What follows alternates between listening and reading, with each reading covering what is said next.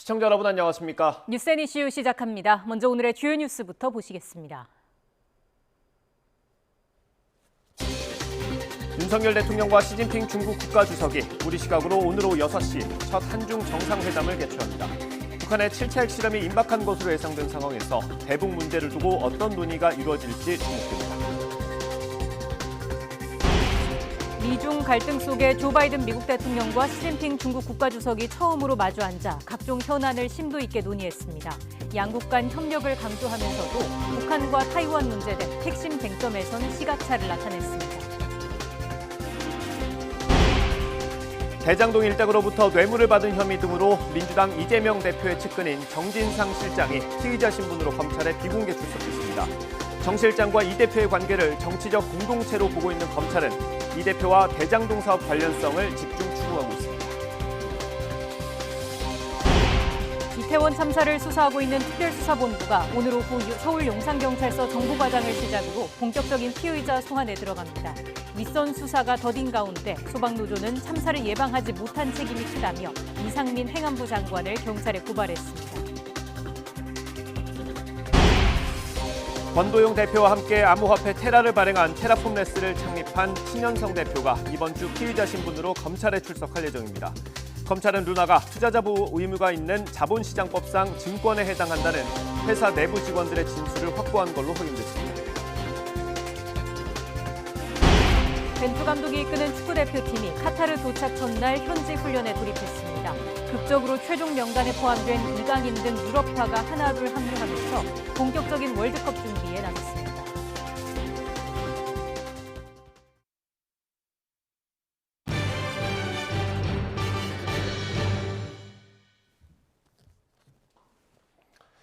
G20 정상회의가 열리는 인도네시아에서 한중 정상회담이 열립니다. 우리 시각으로 오늘 오후 6시 윤석열 대통령이 시진핑 중국 국가주석과 만납니다.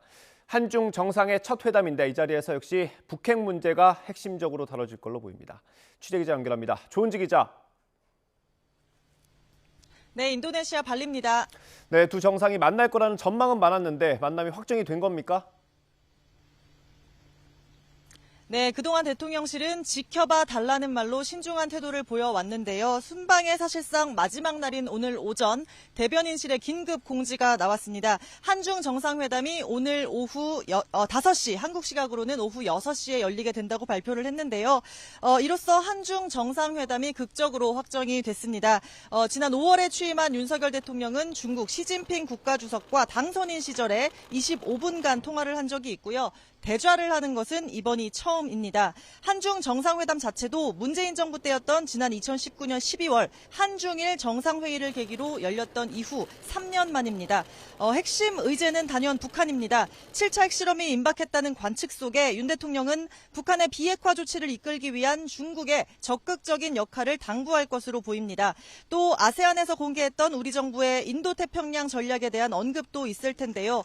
지구촌 냉전 2기라고 불릴 정도로 미중 간 첨예한 갈등 속에 한미일 3국은 대북 확장 억제력 강화를 넘어 일방적인 현상 변경 시도를 반대한다는 내용을 담은 프놈펜 성명까지 발표하면서 똘똘 뭉친 상황입니다. 시진핑 국가주석은 어제 미국 바이든 대통령과 처음 대면 정상회담을 열었고 일본 기시다 후미오 총리와도 에이펙 기간인 오는 17일 태국에서 중일 회담을 하기로 확정 발표했습니다. 네, 정상회담을 하기 전에도 만날 기회가 있지 않습니까? 네, G20 정상회의가 오늘과 내일 이틀간 열립니다. 윤석열 대통령은 시진핑 주석과 정식으로 오후에 대면하기에 앞서 스치듯이 인사할 기회가 있을 것으로 보이는데요. 미국 바이든 대통령 또 일본 기시다 총리와도 재회하는 모습을 볼 수 있을 것 같습니다. 이미 아침 공식 환영식을 시작으로 정상회의 첫 번째 세션이 진행되고 있습니다. 식량, 에너지, 안보를 주제로 한 첫 번째 세션에서 윤 대통령은 연설에 나서고요. 오후에 이어지는 보건을 주제로 한 두 번째 세션에서도 발언합니다. G20 정상회의를 계기로 각국 정상들과 윤 대통령의 접촉면도 넓어질 것으로 보입니다. 다만 돌발 변수도 생겼습니다. 윤 대통령과 바이든 대통령을 비롯해서 많은 정상은 G20 직전에 아세안 회의를 찾았었죠.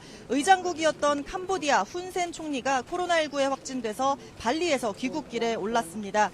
윤 대통령과 정상회담을 하기도 했고 갈라 만찬 등을 통해서 많은 정상들과 접촉을 했는데 했는데요. 코로나19 여파가 외교 일정의 변수가 될지 우리 대통령실도 촉각을 곤두세우는 모습입니다. 앞서 시진핑 주석은 코로나 직전인 2020년 1월 미얀마 국빈 방문을 마지막으로 지난 9월 카자흐스탄 방문 전까지 2년 8개월 동안 해외 순방을 하지 않았고 외빈들 방중도 제한했을 정도로 엄격한 코로나19 방역 통제를 해왔습니다. 지금까지 인도네시아 발리에서 YTN 조은지입니다. 앞서 바이든 대통령과 시진핑 국가주석은 어제 처음으로 얼굴을 마주하고 정상회담을 했습니다. 3시간 넘는 회담에서 두 정상은 협력을 말했지만 중요한 이슈에는 의견 차이를 보였습니다. 공동 성명은 없었습니다. 조용성 기자의 보도입니다. 시진핑 중국 주석이 머무는 호텔에 찾아온 조 바이든 미국 대통령이 손을 내밀며 다가갑니다. 성조기와 오성홍기를 배경으로 두 정상은 활짝 웃으며 긴 시간 손을 맞잡았습니다. 두 사람이 직접 만난 것은 부통령과 부주석 시절을 포함해 8차례, 정상 자격으로는 첫 대면 회담입니다. 시 주석은 미국에 대한 견제보다는 협력을 강조하는 데 상당 시간을 할애했습니다. 대립과 제로섬 경쟁이 아니라 대화와 윈윈 협력으로 정의해야 한다며 미국에 도전하거나 대치할 의도가 없다고 강조했습니다.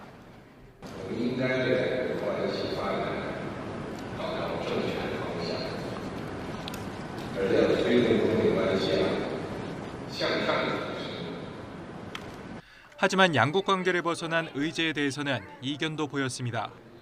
바이든 대통령은 북한이 장거리 미사일을 발사하면 안 된다는 점을 분명히 하는 것이 중국의 의무라고 말했다면서도 중국이 북한을 제어할 수 있다고 확신하기는 어렵다고 밝혔습니다. 또 타이완 문제를 두고 시 주석은 미중 관계에서 넘으면 안 되는 첫 번째 레드라인이라며 타이완 독립에 선을 그었고 바이든 대통령은 일방적인 현상 변화에 반대한다는 표현으로 중국의 타이완 강제 병합의 우려를 드러냈습니다. We discussed that.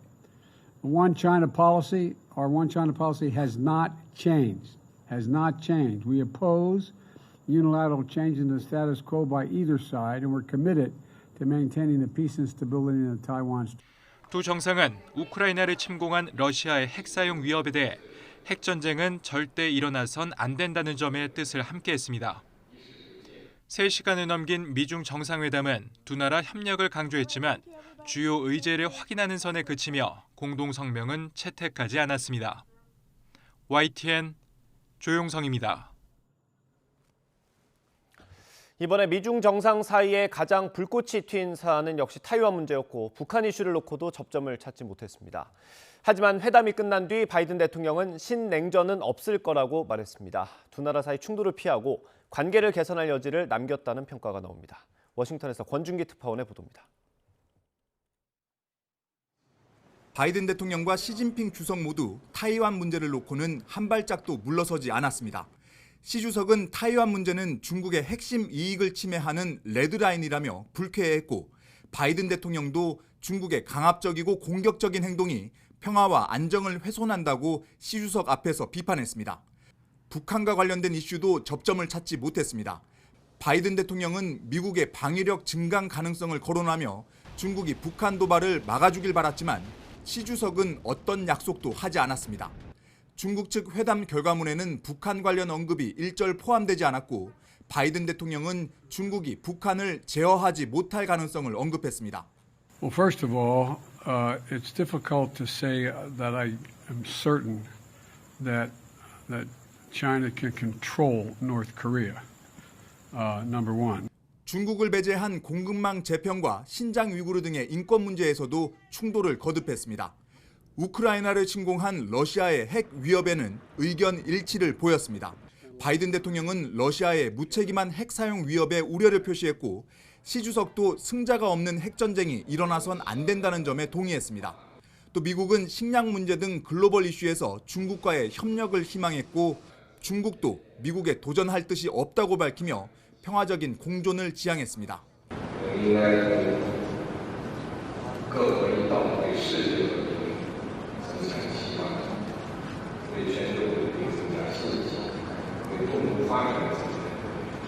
특히 바이든 대통령은 타이완 문제와 관련해 중국의 즉각적인 침공 가능성은 없어 보인다며 신냉전 가능성을 일축했습니다. 여러 사안에서 이견을 드러내면서도 세계 2강의 충돌을 피하고 갈등을 완화할 여지를 남긴 겁니다. 바이든 대통령은 내년 초 토니 블링컨 국무장관을 중국에 보내 후속 협의를 이어가기로 했다고 밝혀 전략적 소통 라인을 유지하면서 관계 개선을 모색할 거란 점을 분명히 했습니다. 워싱턴에서 YTN 권윤기입니다. 기시다 일본 총리도 모레 시진핑 주석과 3년 만에 정상회담을 갖습니다. 일본은 대화를 추진하는 동시에 우리나라가 중국 견제에 나서주기를 기대하는 분위기입니다. 도쿄에서 이경화 특파원입니다.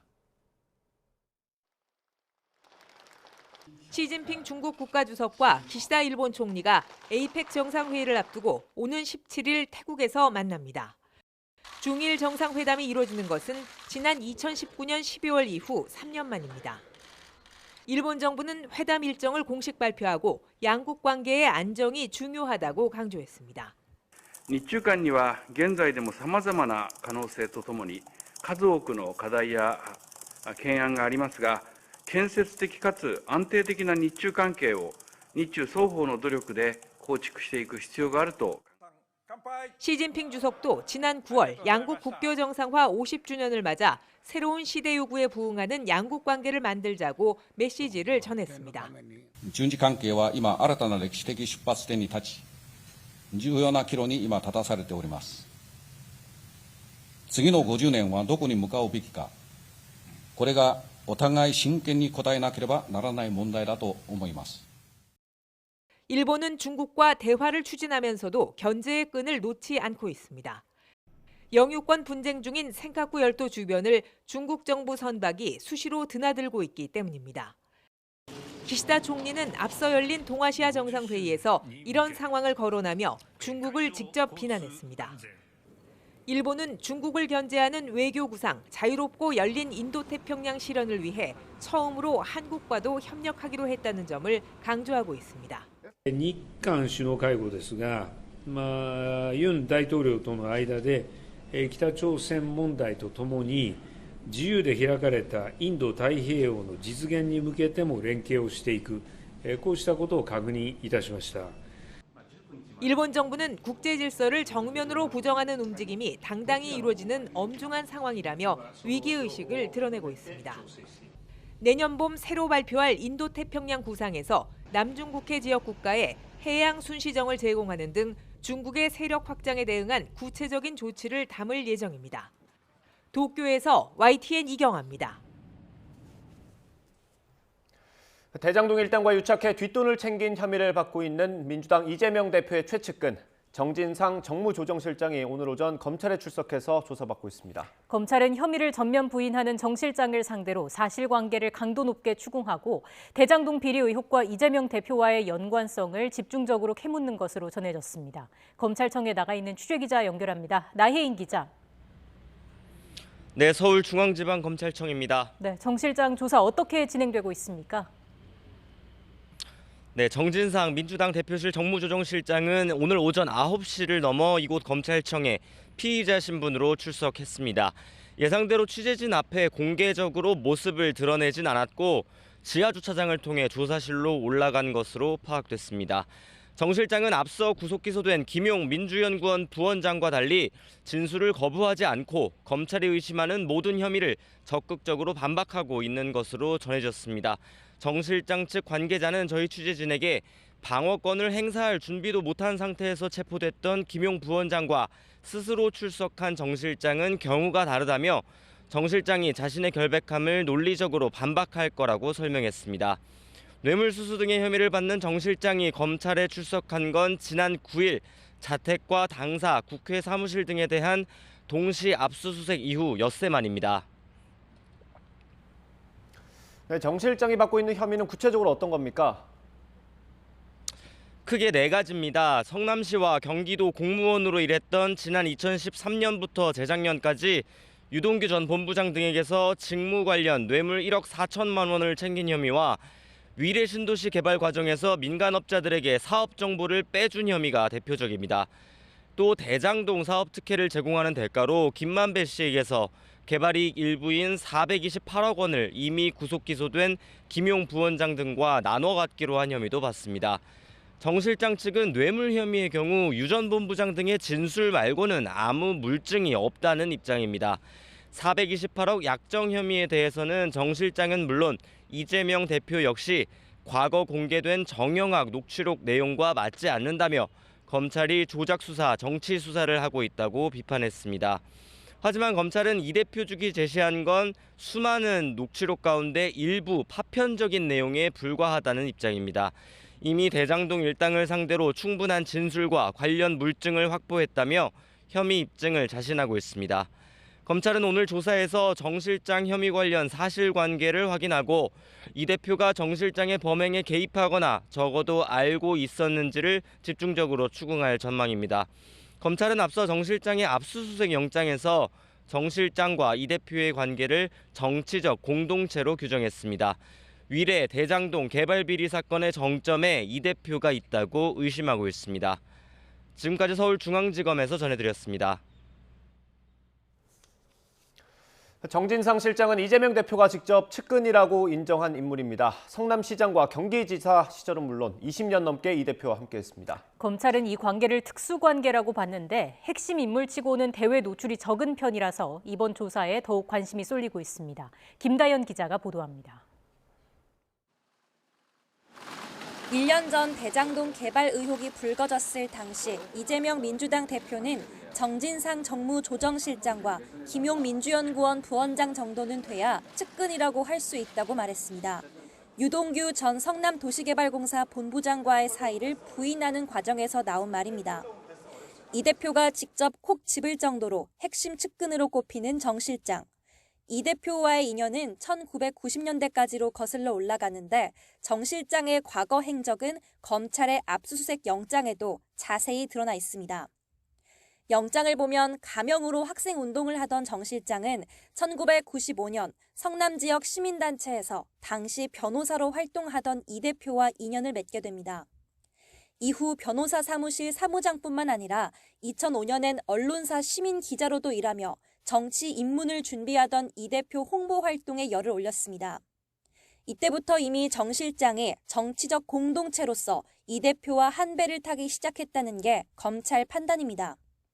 2010년 6월 이 대표가 성남시장에 처음으로 당선된 뒤엔 성남시청 정책비서관으로 공직 생활을 시작했습니다. 이 대표가 시장 재선에 도전할 땐 시청에서 나와 선거 캠프에 들어갔고 재선 직후엔 다시 정책비서관에 임용됐습니다. 이 대표가 2018년 경기도지사에 출마하고 당선됐을 때도 대통령 후보로 나갔을 때도 공직 사퇴, 선거 후 재임용 방식으로 이 대표 곁을 지켰습니다. 하지만 최측근 치고는 실제 정 실장의 얼굴을 봤다는 지역이나 당 관계자는 극히 드뭅니다. 대외 노출이 적어 얼굴 없는 오른팔로도 불리는데 검찰은 정 실장이 20년 이상 이 대표를 보좌하며 정책 개발과 이행, 추진 등 업무를 총괄했다고 보고 있습니다. 압수수색 영장에는 정 실장이 유 전 본부장을 통해 공사 설립부터 위례 신도시와 대장동 개발 사업 진행 과정을 다 보고받았다고도 적혀 있는데 정 실장은 모두 허구라는 입장입니다. 이 대표는 정 실장의 뇌물 혐의 압수수색 영장에 107번, 김용 부원장의 정치자금법 공소장에 57차례 등장합니다. 이 대표와의 연관성은 향후 수사를 더 지켜봐야 하겠지만 왼팔에 이어 오른팔까지 검찰의 사정권을 든 만큼 이 대표의 정치 생명의 타격은 불가피해 보입니다. YTN 김다연입니다. 이태원 참사 수사 속보 알아보겠습니다. 경찰청 특수본이 용산경찰서 정보과장을 시작으로 본격적인 피의자 소환에 나섭니다. 서울시 안전총괄과장도 오늘 오후 참고인으로 불러 조사하기로 했습니다. 서울시 관계자가 참고인으로 조사받는 건 이번이 처음입니다. 현장에 취재기자 나가 있습니다. 김철희 기자. 네, 경찰청 특별수사본부에 나와 있습니다. 오늘 처음으로 피의자 소환이 이뤄진다고요?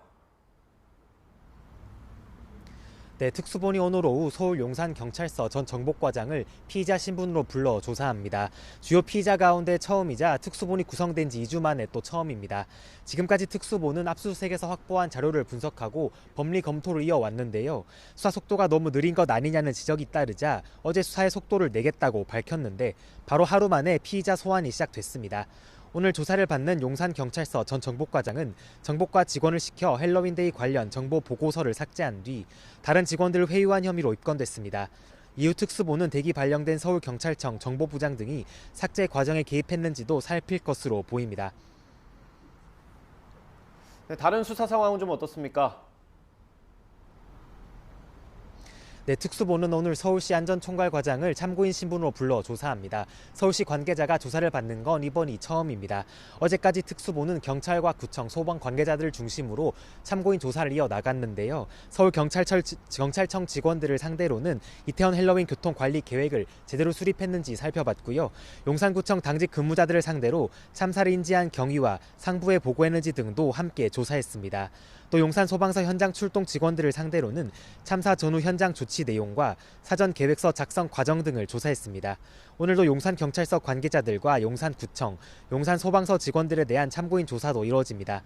이임재 전 용산서장이나 류미진 서울청 당시 112 상황관리관 등도 이르면 이번 주에 불러 조사할 것으로 보이는데요. 다만 행안부나 경찰국도 수사하냐는 질문에는 각 기관이 직접적인 지휘감독 권한을 갖는지 법리 검토부터 하겠다고 답했습니다. 이에 대해 전국경찰직장협의회는 오늘 오후 3시쯤 특수본 사무실을 직접 찾아 참사와 무관한 현장 경찰로 책임이 전가되는 상황에 우려를 표시하기로 했습니다. 행안부는 책임 소재를 규명하는 건 수사의 영역이라며 수사 결과를 지켜보겠다는 원론적 입장만 내놨습니다. 지금까지 경찰청 특별수사본부에서 YTN 김철입니다. 네, 국회는 이태원 참사 국정조사를 둘러싼 대치가 계속되고 있습니다. 이런 가운데 유족 동의 없이 공개된 희생자 명단이 여야 갈등에 기름을 부었습니다. 국회 취재기자 연결해서 자세히 알아보겠습니다. 황윤태 기자. 네, 국회입니다. 네, 국정조사 논의는 아직도 제자리입니까? 네, 그렇습니다. 먼저 민주당과 정의당, 기본소득당 등 야3당은 오전 10시 15분쯤 김진표 국회의장을 찾아 면담했습니다. 이 자리에서 야3당은 김 의장에게 여당 설득에 나서달라면서도 시한을 정해서 안건을 처리해달라고 요구했습니다. 직접 들어보시겠습니다. 비극적 참사의 진실을 밝히자는데 이를 위한 국정조사가 왜 정쟁이고 왜 이재명 살리기입니까? 이태원 참사의 진실과 책임을 회피하고 국민적 시선을 엉뚱한 방향으로 돌리기 위해 지난주부터 서명운동에 돌입한 민주당에 이어 정의당도 오늘 아침부터 피켓 시위에 나서며 압박 강도를 높이고 있습니다. 반면 국민의힘은 민주당이 국정조사를 고리로 이재명 살리기에 나서고 있다고 비판했습니다. 어제 중진 재선 모임에 이어 오늘 열린 초선 의원 간담회에서도 국정조사에 부정적인 의견이 대다수를 이룬 것으로 알려졌습니다. 간담회를 주재한 주 원내대표는 기자들과 만나 의원들 대부분이 국정조사 반대를 이야기했다면서 당의 별다른 입장 변화는 없다고 선을 그었습니다. 국민의힘 특위는 오늘 오후 용산구청을 방문해 박희영 용산구청장 등 실무진 브리핑을 받고 자체적으로 원인 규명에 나섭니다. 야권의 국정조사 요구에 맞서 당 차원의 진상규명과 책임자 처벌 의지를 내비치려는 의도로 풀이됩니다. 네, 어제 희생자 명단이 공개되면서 좀 논란이 있지 않았습니까? 여야 반응은 어떻습니까? 네, 어제 한 인터넷 매체가 이태원 참사 희생자 155명 명단을 공개해 여야 모두 비판의 목소리가 이어지고 있습니다. 국민의힘 정진석 비상대책위원장은 오늘 자신의 SNS에 글을 올려 유족 동의 없는 일방적 희생자 명단 공개에 분노한다면서 법적 대응이 반드시 필요하다고 주장했습니다. 또 그 배경에 민주당이 있다며 이재명 사법 리스크 방탄을 위해 비극을 이용하지 말아야 한다고 비판했습니다. 직접 들어보시겠습니다. 뭐 때문에 침묵하고 있는지는 잘 모르겠습니다. 아마 자신들이 기획했던 것인데 여론의 이 비판이 크니까 이 명단 공개를 찬성하지도 못하고 비판하지도 못하는. 유가족 일부와 비공개 면담을 진행한 민주당도 피해자 동의 없는 명단 공개는 부적절하다고 선을 그었습니다. 하지만 국민의힘이 민주당을 명단 공개 배후로 지목하고 공세를 이어가면서 국정조사 합의는 더 요원해지는 거 아니냐는 해석도 나옵니다. 지금까지 국회에서 YTN 황윤태입니다.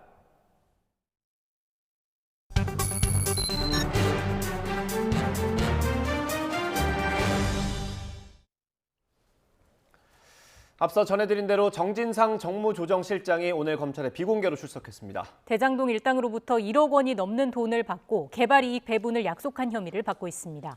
자세한 내용 박성배 변호사와 함께 정리해보겠습니다. 어서 오십시오. 어서 오십시오. 안녕하십니까? 예. 일단 이 정진상 정무조정실장 어떤 인물인지부터 정리하면 좋을 것 같습니다. 이재명 대표가 직접 최측근이라고 언급을 했고요. 그 압수수색 영장에도 좀 자세히 나와 있지 않습니까? 그렇습니다. 예, 정진상 실장은 성남 시민 모임부터 20년간 이 대표를 보좌해왔고 이 대표가 변호사 활동을 할 때는 사무장 역할을 수행해 왔습니다.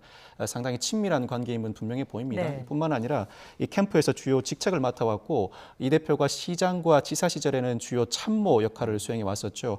그 외에도 대선 때 선대위 활동을 했을 뿐만 아니라 이 대표가 대표에 취임한 이후에는 비서실에서 근무한 김용 부원장과 함께 이재명 대표의 최측근이라고 하여도 무방할 만한 인물입니다. 주요 혐의를 저희가 하나씩 좀 짚어보겠습니다. 정리된 그래픽이 있는데요. 함께 좀 띄워주시겠습니까? 함께 하나씩 보면서 좀 설명을 듣겠습니다.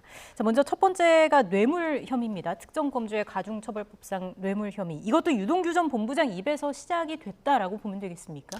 그렇습니다. 유동규 전 본부장의 입에서부터 시작된 것으로 보이는데 뇌물의 수수 가액이 3천만 원 이상이 되면 특가법상 뇌물죄가 적용됩니다. 네. 주된 혐의가 2013년부터 2020년까지 대장동 일당으로부터 합계 1억 4천만 원을 수수하였다는 혐의입니다. 그 대가로 공무상 취득한 개발 정보를 넘겨준다거나 명절 떡값 명목으로 받는다거나 네. 비료사업 관련 청탁을 받았다는 혐의뿐만 아니라 각종 향응을 받았다는 혐의도 동시에 받고 있습니다. 정치자금법 위반죄와 다르게 뇌물죄의 경우에는 구체적인 직무 관련성과 대가 관계를 검찰이 입증해내야 하는 책임이 있습니다. 네. 각종 이권을 제공하였다는 의혹과 관련해서 어떠한 명목의 돈이 어떠한 이권의 개입과 연결되어 있는지는 검찰이 구체적으로 입증해야 할 부분이긴 합니다. 예, 저희가 김용 부원장이 정치자금법 위반 혐의로 구속되고 기소될 때도 자주 다뤘던 내용인데 이게 정치자금법과 뇌물 혐의를 구분할 때 이게 대가성이 있냐 없냐 이걸 따지지 않습니까? 그러면 그렇습니다. 검찰이 그 퍼즐까지 다 맞췄다고 봐야 됩니까? 정치자금법 위반은 정치자금법에 정하지 않은 방법으로 돈만 받으면 그 자체로 범죄가 성립하게 됩니다. 네. 그렇지만 뇌물죄는 직무 관련성과 대가 관계가 인정되어야 하고 어울리는 과정에서 단순히 돈을 수수했다는 정도는 돈을 빌리고 변제하는 수준으로도 평가할 수 있습니다. 구체적인 대가 관계를 입증해내야 하는데 현재 논의되고 있는 각종 이권들이 여러 명목들이 설치되고 있습니다. 어떤 특정 시점에 돈이 주어졌을 때 그 돈에 대한 대가 관계가 어떤 이권의 제공이었는지는 구체적으로 검찰이 입증해내야 하는데 검찰이 정진상 실장을 소환한 이 시점에는 나름대로는 입증이 충분하다고 자신하고 있는 것으로 보입니다만 법원의 판단이 어떨지는 지켜봐야 할 것 같습니다. 예. 다음 혐의를 좀 들여다보겠습니다. 부정처사 후 수뢰 혐의입니다. 이게 말이 조금 어려운데 설명을 간략하게 먼저 해주시죠. 뇌물죄는 돈을 받을 때 곧바로 수뢰죄가 성립하고 돈을 받은 사람이 돈을 받은 대가로 어떤 역할을 해주게 되면 수뢰 후 부정처사죄가 성립합니다. 부정처사 후 수뢰는 수뢰와 부정처사가 서로 엇갈리게 된 경우입니다. 즉 먼저 일정한 직무상 부정한 행위를 해준 다음에 나중에 뇌물을 수수하거나 요구하거나 약속한 경우에 성립하는 범죄가 부정처사 후 수뢰죄입니다. 이 사건에서는 대장동 일당이 자신들에게 특혜가 부여될 수 있도록 사업 구도를 짜 달라고 부탁을 하고 이 부탁을 들어주게 되죠. 그러면 일정한 직무상 부정한 행위를 이미 하게 된 겁니다. 그 이후에 돈을 받겠다 내지는 돈을 받기로 한 약속이 존재한다면 부정처사 후 수뢰죄가 성립하게 되는 것입니다. 선후 관계가 좀 달라지는 거죠. 선후 관계가 다른 것입니다. 그러니까 쉽게 얘기하면 이제 뇌물을 주기로 약속을 한 혐의라고 볼 수 있습니까? 먼저 일정한 행동을 해주고 나중에 돈을 받기로 약속할 때 부정처사 후 수뢰죄가 성립하게 되는데 이 사건의 경우에는 천화동인 1호에서 3호의 실질적인 소유주라고 할 수 있는 김만배 씨 측의 지분 절반, 즉 428억 원을 나눠주기로 약속하였다는 것이 주된 혐의입니다. 대장동 일당에게 사업 수익을 몰아주기로 직무상 부정한 행위를 한 다음 그 지분 절반에 해당하는 대가를 받기로 약속하였다는 취지인데 만약 이 점이 실제로 사실이라는 입증이 이루어진다면 네. 이때는 단순히 정진상 실장의 수준을 넘어서서 곧바로 이재명 대표에게로 연결될 수 있는 강력한 연결고리가 될 수 있습니다. 다만 아직까지는 돈이 실제로 전달되었다는 것이 아니라 약속에 불과하기 때문에 혐의 입증이 충분하다고 평가하기는 이른 감이 있습니다. 그럼 이게 명확하게 소명이 되려면 그 진술을 넘어서는 무언가 추가 증거가 나와야 하는 겁니까? 그렇습니다. 부정처사 후 수뢰의 경우에는 수수 요구 약속이 모두 포함됩니다. 실제로 수수가 이루어졌다면 어느 정도 구체적으로 언제 어디서 어떠한 돈이 인출되었다가 어떠한 돈이 넘어가서 이 돈이 어디로 쓰였다는 자금의 흐름을 계좌 이체가 아니라고 하더라도 어느 정도는 추적할 수 있습니다. 그렇지만 약속에 불과한 경우에는 언제든지 관련자들의 진술이 번복될 수 있을 뿐만 아니라 그 약속의 내용을 두고 여러 관련자들의 진술이 엇갈릴 가능성도 다분합니다. 그렇다면 그 입증의 정도도 그만큼 더 충실해야 하는데 검찰 입장에서는 아직까지는 나름대로는 자신하고 있다고 전 치지만 이 약속 부분만큼은 충분한 입증을 다하였는지 상당한 의문이 드는 건 사실입니다. 이게 이 사건이 다시 이렇게 불거진 게 어쨌든 유동규 전 본부장이 입을 열었고요. 그 다음에 남욱 변호사가 또 입을 열었죠. 김만배 씨 증언은 언론 보도로 조금씩 전해지고 있는데 이게 명확하진 않은 것 같아요. 김만배 씨 증언에 좀 영향을 미칠 수 있습니까? 아무래도 김만배 씨 측이 자신이 보유하던 지분 절반을 주기로 약속하였다는 점이 주된 혐의다 보니 무엇보다도 김만배 씨의 진술이 중요하겠죠. 아직까지는 지분 구조에 대해서 논의를 하였다 정도의 진술은 한 것으로 나와 있습니다만 구체적으로 어떠한 내용으로 지분 구조를 짜기로 하였다는 진술이라거나 명확하게 이재명 대표 측에게 지분을 전달해 주기로 하였다는 진술까지는 나온 것 같지 않습니다. 가사 그러한 진술을 했다고선 치더라도 관련자들이 여럿이 결합되어 있는 사건입니다. 관련자들의 기억에는 일부 세밀하지 못한 부분이 있을 수 있고 각자의 진술이 서로 엇갈릴 가능성도 다분합니다. 검찰로서는 부득이 관련자들을 대질신문 조사를 거쳐서 이 진술을 맞춰나가는 과정을 밟을 수밖에 없게 되는데 이 과정에서 서로 진술이 엇갈릴 수도 있고 진술이 어느 정도 수사를 거치면서 일치된다고선 치더라도 향후 재판 단계에서 피고인 측이 반박을 하게 된다면 즉 검찰이 진술을 맞추기 위해서 관련자들의 대질 조사를 장기간 실시했다는 취지의 반박을 하게 된다면 어느 정도 입증을 다 했다고선 치더라도 법원이 받아들일지는 또 다른 문제로 남아있을 것 같습니다. 그것도 변수로 좀 남아있는 상황인 거고요. 다음 혐의도 좀 짚어보겠습니다. 부패방지법 위반인데 이건 어떤 내용일까요? 위례 신도시 개발과 관련한 정보를 제공해주고 그 개발로 인한 이익을 취득하게 해주었다는 혐의입니다. 위례 신도시 개발과 관련해서 비공개 자료를 유출하였다는 혐의를 받고 있는데 이 부분과 관련해서는 이미 유동규 전 본부장이나 남욱 변호사, 정영학 회계사가 부패방지법 위반 혐의로 기소가 되어 있습니다. 검찰은 유동규 전 본부장과 정진상 실장이 이 사건과 관련해 공모하였다고 보고 이 정진상 실장에게도 부패방지법 위반 혐의를 적용하고 있는 것 같습니다. 그렇지만 이 부패방지법 위반 혐의는 은근히 재판 단계에서 무죄가 많이 선고되는 혐의이기도 합니다. 예를 들어 예전에 우리나라를 아주 떠들썩하게 했던 LH 사태의 경우에도 담당 공무원이 수사 단계에서 구속까지 됐지만 정작 1심 재판에서는 무죄가 선고됐습니다. 그 이유가 이 내부 정보가 기밀인가 또 업무상 취득한 기밀인가가 주된 쟁점이 되었기 때문인데 이 사건에서도 성남 도시개발본부장은 유동규 전 본부장이었죠. 유동규 전 본부장의 경우에는 그 직무를 직접 담당한 인물이라고 평가할 수 있어도 정진상 실장이 이 업무를 직접 집행하면서 그 비밀을 취득하였고 이를 전달하였다고 보기에는 법리상 다툼이 상당히 치열할 것으로 보입니다. 검찰은 공범 관계로 보고 있지만 정진상 실장은 기밀도 아니었을 뿐만 아니라 나는 업무 수행 과정에서 그러한 기밀을 취득할 수 있는 입장에도 있지 않았다는 취지의 반박을 할 것으로 보입니다. 이 세 가지 혐의 말고 하나 더 있는 게 유동규 전 본부장의 휴대전화를 버리라고 한 혐의가 하나 더 있는 거고요. 이렇게 4개 혐의가 지금 있는 건데 이 4개 중에 이재명 대표와 연결될 수 있는 혐의들이 어떤 게 있습니까? 앞선 3가지의 혐의는 개인의 비위라고도 볼 수 있습니다. 그렇지만 부정처사 후 수뢰, 이른바 저수지로 일컬어지는 428억 원을 담궈놓고 상황에 따라서 각종 선거 자금으로 쓰일 수 있다는 부정처사 후 수뢰죄의 경우에는 혐의만 입증된다면 곧바로 이재명 대표로 연결될 수밖에 없는 구조입니다. 아무리 이재명 대표가 부인한다고 하더라도 기소를 막을 방법이 없습니다. 그렇지만 그 이전에 그 관건은 검찰이 이 부정처사 후 수뢰죄에 대해서 어느 정도로 입증을 하였는가. 그 입증의 판가름은 오늘 정진상 실장이 조사를 받으러 들어갔습니다. 예. 수사 단계에서 어떠한 일이 벌어질지는 알 수 없겠습니다만 조만간에 구속영장 청구도 불가피해 보이는데 네. 구속영장을 발부할지 말지, 구속영장을 발부한다면 그 이유가 무엇인지를 통해서 이 부정조사 후 수뢰죄가 어느 정도 입증이 되었는지 1차적으로는 가늠을 할 수 있을 것 같습니다. 예, 오늘 나오는 소식들이 어떤 게 있을지 또 지켜봐야 할 텐데 일단 김용 부원장처럼 정진상 실장도 입을 열지 않을 가능성이 현재로서는 높다라는 분석이 많은데 이렇게 되면 또 다음 수사 어려워지는 거 아니냐 이렇게 또 얘기가 나오고 있더라고요. 저는 그렇게 보지 않습니다. 정진상 실장의 경우에는 적극 반박할 가능성이 높아 보입니다. 김용 부원장이 적극적으로 묵비권을 행사했지만 결국 구속이 됐습니다. 예. 나름대로는 검찰이 피고인이 반박하지 않는 이상 검찰 나름의 논리대로는 충분한 입증을 다하였다는 평가를 받았다는 의미입니다. 그렇다면 이 정도 수준으로 수사가 진행돼 왔다면 이제는 피고인 측에서 적극적으로 반박을 해주지 않으면 구속영장 발부를 피하지 못할 상황으로 이어질 가능성이 높습니다. 법리 다툼을 하는 쪽으로 전략을 수정할 수 있다는 겁니까? 사실관계와 법리 다툼을 적극적으로 해 나가야 할 단계로 보인다는 것입니다.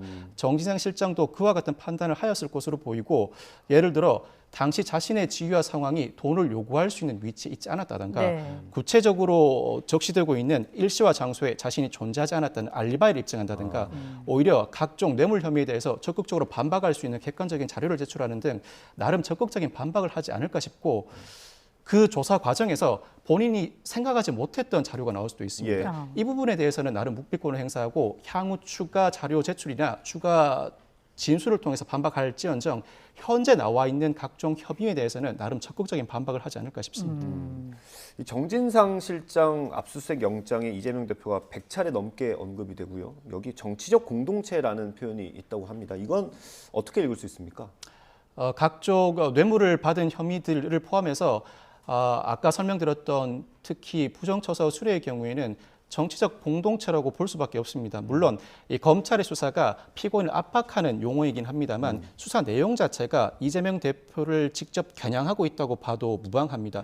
무엇보다도 정치적인 치적을 올리기 위해서 대장동 일당에게 사업 수익을 몰아주었고 그 대가로 각종 선거 자금에 쓰일 돈을 구비해 두었다는 검찰의 시각이 그대로 드러난 대목이기도 하고 이 정진상 실장에 대한 소환 조사 이후에 구속영장 청구를 한 뒤 그 이후에는 결국 이재명 대표에 대한 소환 조사는 불가피해 보이고 이재명 대표도 소환에 응하거나 소환에 응하지 않을 수 없는 상황으로 보입니다. 사건 자체가 워낙 크거나 적극적으로 반박을 하여야 할 상황으로 펼쳐질 가능성이 상당히 높아 보입니다. 근데 앞서서 체포영장은 한 차례 기각이 됐었잖아요. 네네. 이게 구속영장 같은 경우에는 검찰 입장에선 부담은 없을까요? 사실 김용 부원장에 대한 체포영장 신청 이어진 정진상 실장에 대한 체포영장 신청 자체가 다소 이례적입니다. 사실 체포영장은 먼저 피해자로서 출석을 요구했을 때 불응한 경우에 체포영장을 신청해 발부받습니다.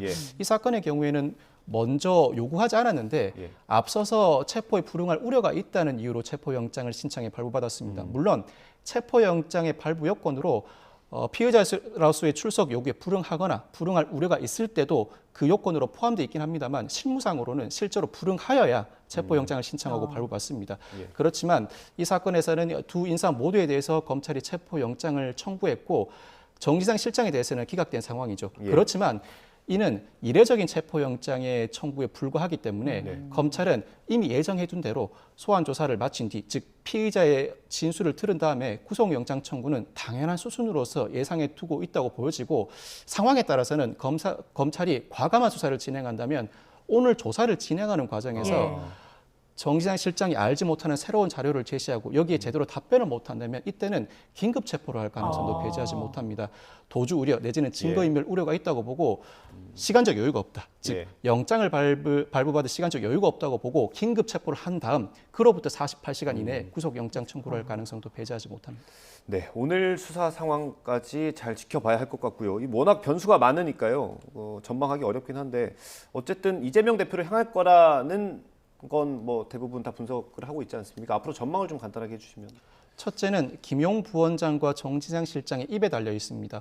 검찰이 파악하고 있는 사실관계가 실제 사실이라면 이때는 두 사람의 입에 따라서 이재명 대표로 혐의가 더 나아갈 수 있는가 없는가가 달려 있습니다. 또 한 가지는 앞서 말씀드렸던 부정처사 후 수뢰죄의 경우에는 그 약속을 검찰이 어느 정도 공고하게 입증해 냈는지가 주된 관건이 될 것으로 보이고 검찰 입장에서는 충분히 입증을 하였다고 판단하고 있는 상황이라 이재명 대표 입장과는 무관하게 결국 이재명 대표도 어떤 혐의든 기소는 불가피할 것으로 보이고 다만 재판 과정에서 상당한 치열한 공방이 예상됩니다. 알겠습니다.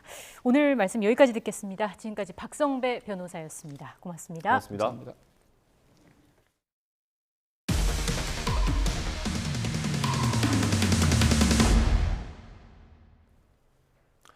루나 폭락 사태를 수사하는 검찰이 권도영 테라폼레스 대표와 곧 소환 조사할 벤처사업가 신현성 씨에게 적용한 혐의는 자본시장법 위반입니다. 암호화폐 루나가 공동의 사업에 투자해 수익을 얻는 투자계약증권에 해당한다는 건데 최근 검찰은 혐의 입증의 핵심 증거가 될 테라폼레스 직원들의 진술을 확보했습니다. 신지원 기자가 단독 보도합니다. 2018년 9월 권도영 테라폼랩스 대표는 티켓몬스터 창업자인 유명 벤처사업가 신현성 씨와 동업을 시작합니다. 암호화폐 루나와 연동돼 가격이 1달러에 고정되는 또 다른 암호화폐 테라. 테라를 이용한 간편 결제 시스템 차이페이가 출시했습니다. 루나를 맡기면 연이율 19.5%를 보장하는 투자 상품 앵커 프로토콜도 추진됐습니다. 검찰은 이 같은 수익 구조가 자본시장법상 투자계약증권의 구성 요건과 같다고 보고 있습니다. 앵커 프로토콜, 차이페이 등이 공동의 사업이고 여기에 투자하는 루나는 투자계약증권이라는 논리입니다. 실제로 YTN 취재 결과 테라폼랩스 전 직원들은 검찰 조사에서 기존 금융투자 상품을 참고해 루나의 수익 모델을 개발했다고 말했습니다. 특히 검찰은 루나를 증권으로 인정하는 테라폼랩스 관계자들의 진술도 받아낸 것으로 알려졌습니다. 루나의 증권성을 입증할 정황은 또 있습니다. 검찰은 루나를 발행하거나 소각해 테라 가격을 1달러에 고정하는 방식이 주식시장에서 주가 부양에 쓰이는 자사주 소각과 다름없다고 보고 있습니다. 회사의 주식 가치를 이제 상승시키기 위한 목적으로 이제 이루어지는 경우도 있는데 루나 같은 경우에도 테라에서 얻은 그 거래 수수료 이런 것들을 통해 가지고 루나를 소각시킴으로써 루나의 가치를 상승시키려고 하는 증권이라면 투자자 보호 의무가 있습니다. 순식간에 폭락해 손쓸 새 없이 투자금을 잃은 피해자들에 대한 배상 가능성이 열린다는 얘기입니다. 매매 계약은 내가 소비를 위해서 완전히 한번 사면 끝이잖아요. 투자 계약이라는 것은 내가 사고 나서도 지속적인 관계가 있는 거죠. 이와 함께 검찰은 국내 암호화폐 거래소 관계자들을 불러 루나 폭락 전 자금 거래 내용과 함께 부실 가능성을 사전에 인지했는지도 조사하고 있습니다. YTN 신지원입니다. 암호화폐 테라 루나 폭락 사태를 수사하는 검찰이 테라 결제 서비스를 출시했던 차이코퍼레이션을 압수수색하고 있습니다. 서울남부지검 금융증권범죄합동수사단은 오늘 오전 서울 성수동에 있는 차이코퍼레이션 본사에 검사와 수사관을 보내 압수수색을 진행하고 있습니다. 검찰은 차이코퍼레이션 측이 지난 2018년 테라 결제 서비스를 출시하는 과정에서 고객의 결제 정보를 별도 법인인 테라폼레스에 무단 유출한 정황을 포착했습니다. 이와 관련해 신현성 차이코퍼레이션 총괄은 자본시장법상 부정거래와 배임 등의 혐의로 이번 주 검찰의 피의자 신분으로 출석해 조사를 받을 예정입니다. 기온 변화가 심한 요즘입니다. 오늘 아침 서울 기온이 4도까지 내려가면서 어제보다 5도가량 낮았는데요. 지금은 12도 선까지 올랐지만 찬바람의 체감 온도는 이보다 1에서 2도가량 낮습니다. 앞으로 기온은 조금 더 오르는 데 그치면서 종일 쌀쌀하겠습니다. 따뜻한 겉옷으로 보온에 신경 써주시기 바랍니다. 현재 남부지방은 대체로 맑지만 경기 서해안과 충청 곳곳으로 약한 비가 내리고 있습니다. 오늘 중서부 지방은 밤까지 1mm 안팎의 비가 살짝 내리겠고요. 기온이 낮은 산간 지역에는 약한 눈이 날리는 곳이 있겠습니다. 비와 함께 초속 15m 안팎의 강풍도 불겠습니다. 시설물 관리에 유의해 주시기 바랍니다.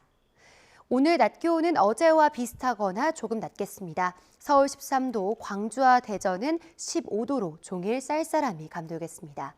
수능 예비 소집일인 수요일과 수능일인 목요일 모두 대체로 맑은 날씨에 입시 한파는 없겠습니다. 다만 일교차가 크게 벌어지겠고 서쪽 지방은 미세먼지 농도가 높아질 가능성이 있습니다. 날씨였습니다.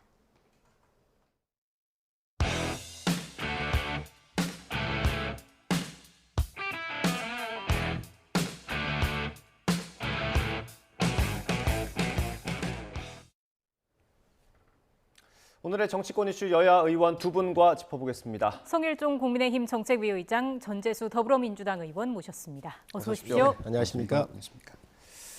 한중 정상회담이 열릴 수 있다라는 전망만 있었는데 오늘 아침에 확정이 됐습니다. 6시쯤 열린다고 하고요. 중요한 자리겠죠. 처음으로 만나는 자리 아닙니까?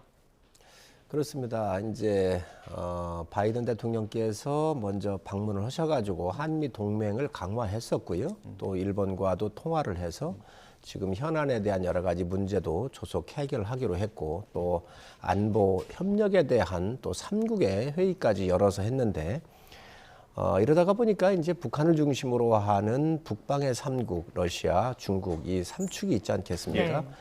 우리가 한미 동맹을 아무리 강화를 해도 중국하고의 또 경제적인 측면에서 우리가 소홀히 할 수 없는 부분입니다. 네.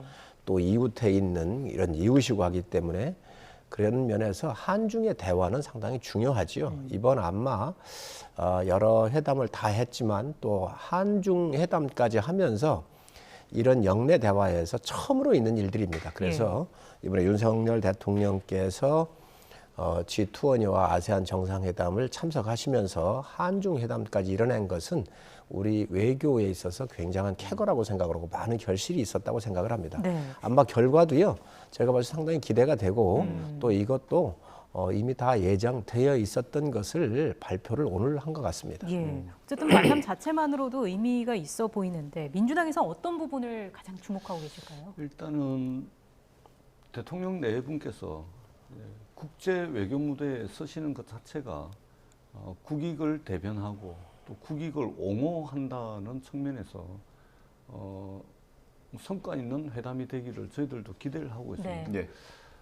그동안 우리나라가 이제 윤석열 정부 들어서고 난 뒤에 세계 국제 질서가 지금 각자 도생의 길을 걷다가 어느 순간 또 진영 간 대립으로 지금 쫙 나뉘는 그런 부분들이 있지 않습니까? 예. 러시아, 우크라이나 전쟁이 발발을 하고 그다음에 대만 문제가 또 부각이 되면서 미국의 대중국 봉쇄 전략이 아주 구체화되고 이런 과정들을 거치면서 대한민국이 그동안 국제 외교 무대에서 가져왔던 어떤 외교의 원칙이라는 것이 상당 부분 흔들린 측면이 있습니다. 예를 들면 우리가 수출 주도형 경제 체제를 가지고 있기 때문에 전통적으로 우리는 안보와 경제를 가능하면 좀 분리해서 가져갔고 뿐만 아니라 등거리 외교, 균형 외교를 통해 가지고 한반도의 어떤 영구적이고 안정적인 이 평화 체제를 관리하기 위해서 러시아나 중국을 지렛대로 사용해야 되는 측면들도 있었기 때문에 이런 이제 균형 외교 이런 것들이 상당히 중요했거든요. 그런데 최근에 보면은 우리가 특정 진영의 어떤 돌격대 비슷한 모습 또는 특정 진영에 너무 깊숙하게 들어감으로 인해 가지고 한국의 어떤 경제적 이익 또는 한국의 어떤 한반도를 안정적으로 관리하는 측면에 있어서의 어떤 이런 국익이 좀 훼손되는 측면들이 우려가 사실은 이제 좀 됐거든요. 그런 측면에서 이번에 한중 정상회담을 통해 가지고 이런 우려들을 좀 털어내고 한반도 문제를 더 안정적으로 관리하고 그다음에 국제 무대에서 대한민국의 경제적 이익을 수호하고 옹호할 수 있는 그런 계기가 되기를 저희들이 바라고 있습니다. 예, 오늘 저녁 6시고요. 어떤 성과가 나올지 지켜보도록 하겠습니다. 다음 논란이 되는 걸 좀 짚어보겠습니다. 김건희 여사가 동남아 순방에 동행을 했고 여러 행보를 했는데 야당에서는 좀 비판의 목소리가 나오고 있습니다. 관련 영상을 준비했습니다. 보고 얘기 나눠보겠습니다. 김건희 여사의 빈곤 포르노 화제 화보 촬영이 논란이 되고 있습니다. 집 앞에서 소년을 안아든 모습의 복장, 시선, 분위기 모두 1992년 오드리 헵번이 소말리아에서 영양실조 아동을 안고 찍은 사진과 흡사합니다. 가난과 고통은 절대 구경거리가 아닙니다. 대한민국의 소위 말하면 영부인인데 퍼스트레이디인데 미국 대통령 팔짱 낀 모습은 이상하긴 조금 보기가 하죠. 불편하더라고요. 이상하긴 하죠. 그거 팔짱을 왜 낍니까? 저는 그게 공공외교의 한 방법인지는 모르겠는데 이상하긴 이상합니다. 어쨌든 특히 공식 저 사진 촬영인데 팔짱 끼고 하신 것은 조금 불편했습니다. 아름다운 눈을 갖고 싶으면은 다른 사람들이 좋은 점을 봐라. 아름다운 입술을 갖고 싶으면 친절한 말을 하라. 이 오드리 헵번이 평상시에 했던 말입니다. 좀 그분들한테 돌려주고 싶어요. 과거에 그 영부인 김정숙 여사께서도 과거에 보면 예. 마크롱 대통령 팔짱 끼고 뭐 등등의 그런 예가 많거든요. 프랑스 대통령하고. 예. 그런 어떤 신분을 과시할 수도 있는데 뭐 그걸 가지고 또 토를 단다. 별례는 아닙니다. 알겠습니다. 일단 성일종 의원님 어떤 생각이신지. 참 뭐라 말씀드리기가 좀 거북합니다. 예. 국회의원쯤 되면 말을 조심도 하고 또 이렇게 해야 되는데 장경태 의원께서 이야기하신 것은 그저 틈을 잡아가지고 흠을 잡아서 뭐든지 공격하려고 하는 그냥 모든 게 나빠 보이는 거예요. 그래서 참 이 넘지 않아야 될 선을 넘었다. 영부인께서 이제 국제 타자 무대에 가셔가지고 이제 여행을 가신 거 아니에요? 다른 분들은 예. 관광을 한 거 아니에요? 예. 그걸 안 하고 심장병 어린이 같은데 가신 것 같아요. 그래서 거기에서 이런 상황을 보니까 안타까우니까 안아도 주고 이게 맞습니까? 아니면 관광하는 게 맞습니까? 좀 이 사람의 본질에 있어서 선함으로 좀 대했으면 좋겠다. 그저 뭐 모든 것을 나쁜 시각으로만 쳐다보니까 다 나쁘게 보이는 것 같은데 참 뭐라고 좀 얘기하기가 좀 그렇습니다. 또 우상호 의원께서 굉장히 점잖으신 분인데 예. 팔짱 끼는 걸 가지고 얘기를 하시는데 네. 아니 바이든 대통령이 연세가 얼마예요? 김건희 여사님하고 또 이렇게 좀 차이가 좀 나잖아요. 그러니까 우리 대통령을 돕고 싶었을 거예요. 그러니까 옆에 있으면 사진 찍으면서 친근함을 표시한 건데 네. 오히려 좋게 보려면 얼마든지 좋은 거 아닌가요? 예. 그걸 갖고 가서 불편해 보인다고 얘기하는 것은 이게 김정숙 여사를 소환하려고 싶어서 하는 게 아니라 그만큼 국제사회에서 정상들 간에 이런 대화할 때 영부인의 역할도 좀 좋게 봐주면 좋은데 네.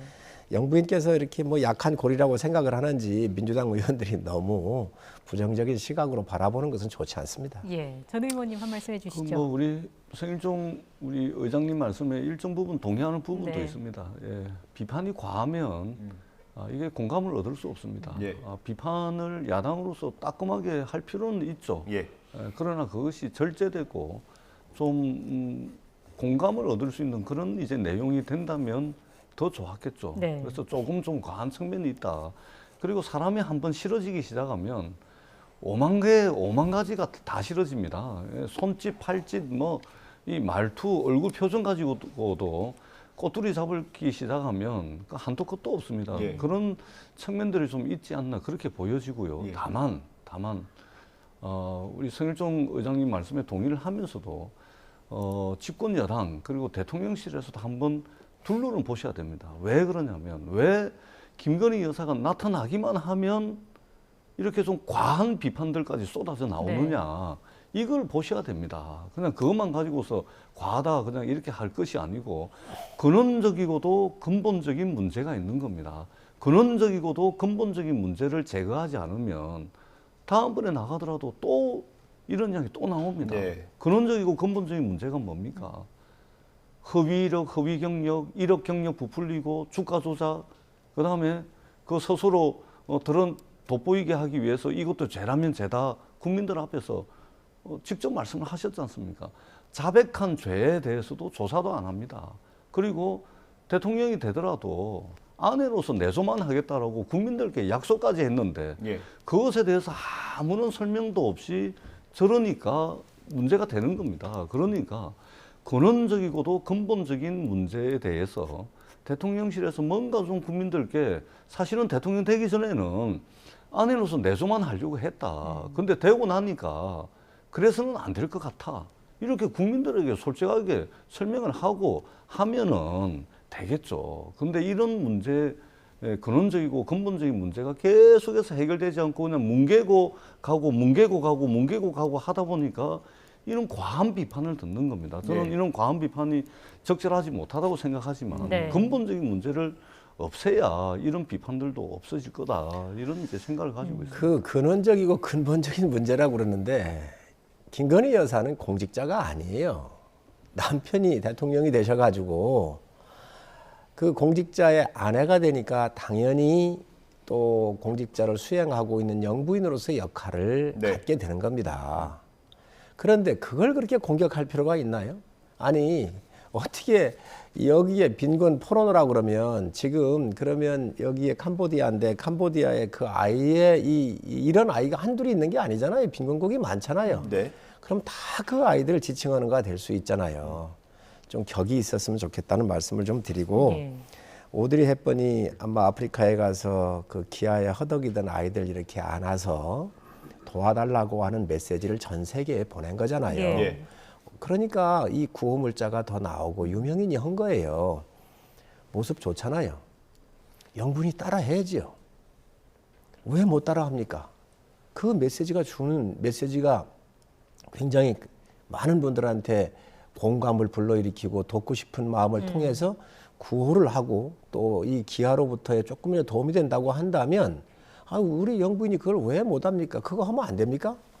나는 도저히 비판에도 금도가 있어야 되는데 우리 뭐 전 의원님은 워낙 점잖으시니까 그 말씀 주셨는데 이게 넘지 않아야 될 과한 선을 지금 넘어가고 있다. 이러되면은 모든 게 증오로 바뀌는 겁니다. 지금 우리가 정치하는 게 증오는 아니거든요. 그래서 이런 것들을 좀 조심해 주십사는 말씀드립니다. 제가 한 말씀만 덧붙이자면 이런 측면은 분명히 있습니다. 그러니까 이제 과한 비판 말고 이런 비판은 가능합니다. 저도 이제 대통령 네 분을 모시고 해외 순방을 많이 가봤습니다.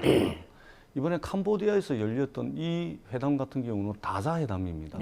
여러 정상들과 여러 정상의 부인들께서 함께 참석을 하는데 정상들은 회의하면서 이래저래 댕기는 그 시간에 영부인들을 위해서 이제 프로그램을 운영을 합니다.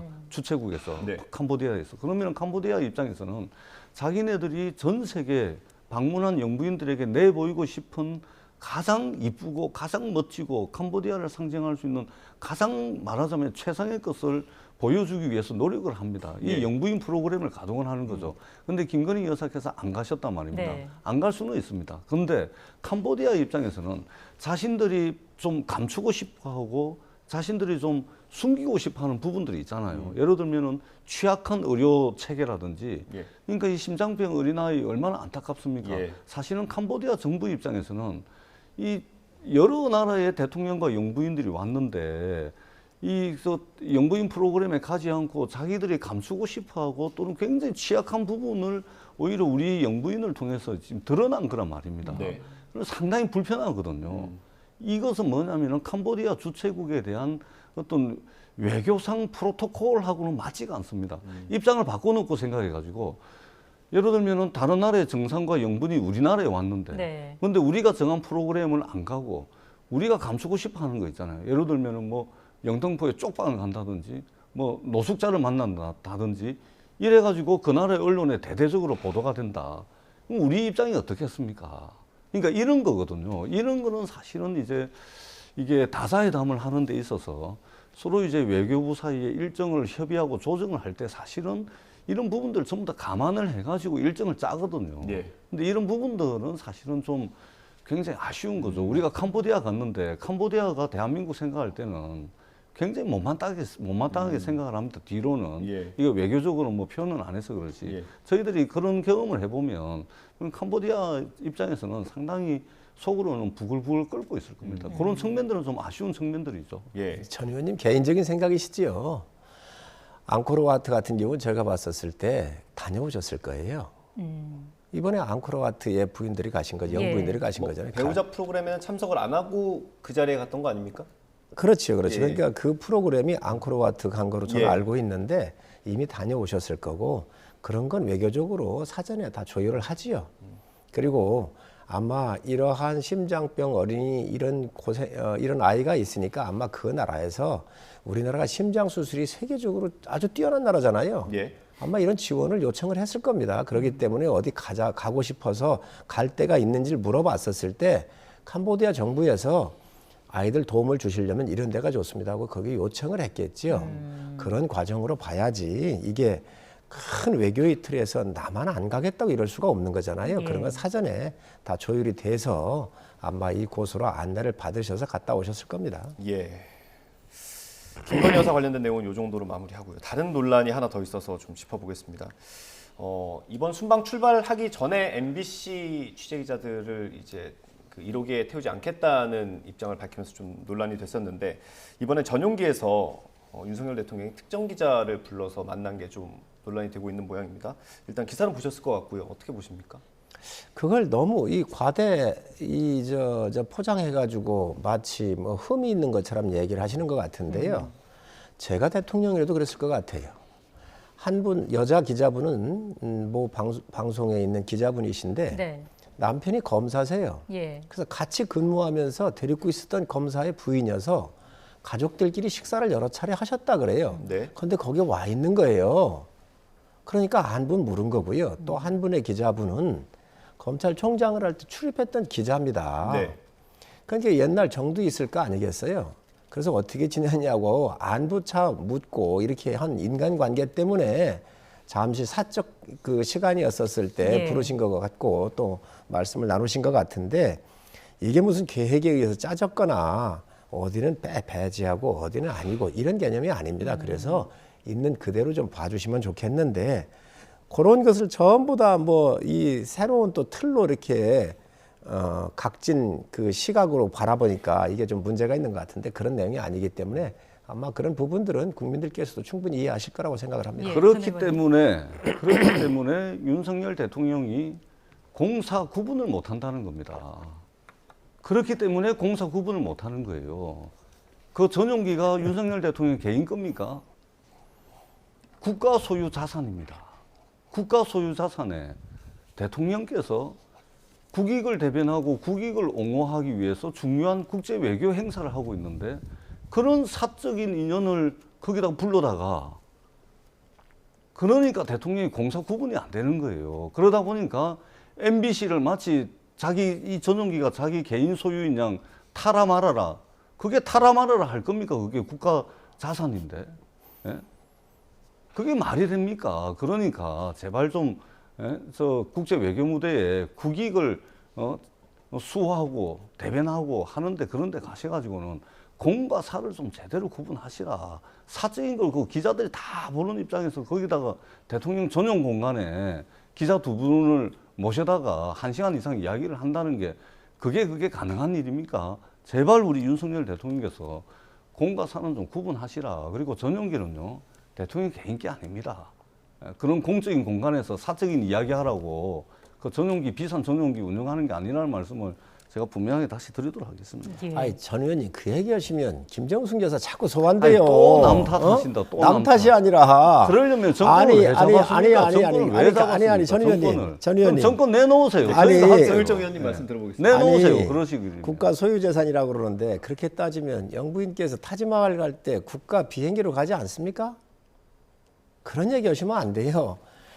지금 전 의원님 얘기가 너무 과하다는 거예요. 여기에서 비행기에 탔습니다. 꼭 거기 안에서 그 사적 비행기 안에서 공적인 이야기만 해야 된다라고는 규칙이 있나요? 그리고 그 공간 내에서 인간적 관계에 있어서 이야기할 수도 있는 거지요. 그리고 그분들 만나가지고 이 공적 얘기를 했겠습니까? 그 공간 자체를 공간이 대한민국 공군 비행기이기 때문에 국가 비행기이기 때문에 여기서 공적 이야기만 하라 그러면 아니 그러면 문재인 대통령은 외국 돌아다니고 할 때 기업인들 만났었을 때 예를 들어서 자기하고 좀 가까운 분 한 분이라도 뭐 따로 불러가지고 얘기 안 했거나 기자들 불러서 안 했겠습니까? 이런 것까지 너무 이게 지금 공격의 포인트가 잘못됐다. 그 정도는 이해합시다 이거. 그러니까 우리 서일주 의원님께서 그렇게 퉁치고 넘어가려고 하시면 저도 뭐 동의해드리겠습니다. 얼마나 힘드시겠습니까? 저희가 이 것만 가지고서 공사 구분을 못한다라고 비판을 하면 제가 정신이 나간 사람이죠. 제가 온당한 비판을 하는 사람이 아니죠. 전재수가 과한 비판을 하는 것이죠. 근데 우리가 이것만 가지고 하는 게 아니지 않습니까? 예. 국제 외교 무대에서 개인적으로 자국의 야당 국회의원들을 향해서 이 땡땡 했는데 그 개인적으로 했다, 사적으로 했다. 요도 공사 구분이 안 돼요.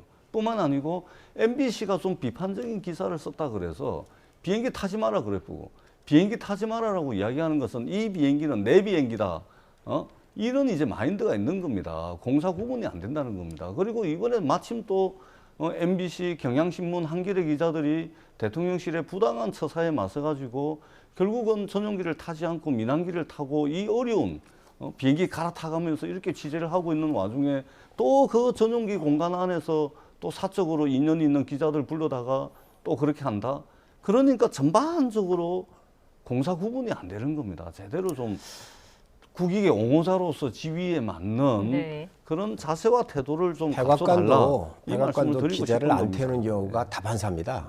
다른 나라도 그렇습니다. 또 남 탓합니다. 또 남 탓해요. 또. 왜 남 탓이지요? 그것도 남 탓이죠. 모든 것이 나라에 선례가 있고 기준들이 있는 거예요. 아니 그러면 저 노무현 대통령은 저 기자들 못 또 남 들어오게 탓하신다. 또 남 탓.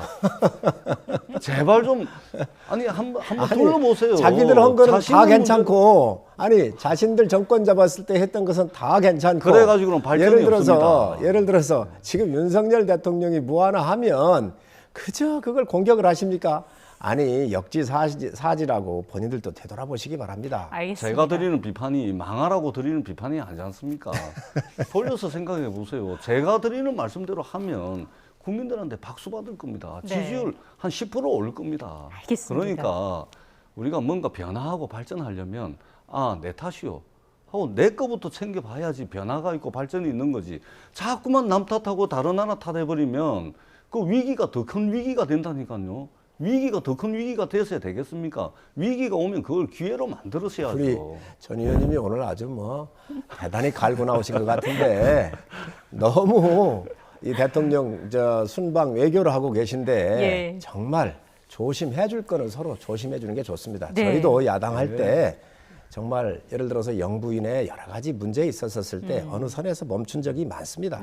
그런 부분을 야당도 좀 지켜줬으면 좋겠습니다. 잘하시면 박수 치겠습니다.